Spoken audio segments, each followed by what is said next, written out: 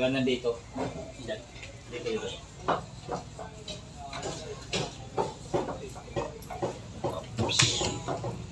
$120.5.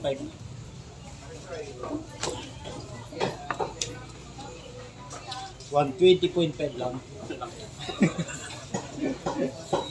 Pakuhulaw eh. Pero maganda no? Hindi mataba. Oo.